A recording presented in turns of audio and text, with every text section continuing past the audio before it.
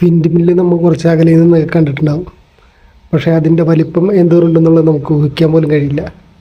പക്ഷേ ഇതിൻ്റെ ഒരു പ്രൊപ്പലർ ഒരു വാഹനത്തിൽ കൊണ്ടുവന്ന വീഡിയോ ഞാൻ കാണിച്ചു തരാം. അപ്പോൾ ഏകദേശം നിങ്ങൾക്ക് മനസ്സിലാവും അതെന്തോരം വലിപ്പമുണ്ടെന്നുള്ളത്.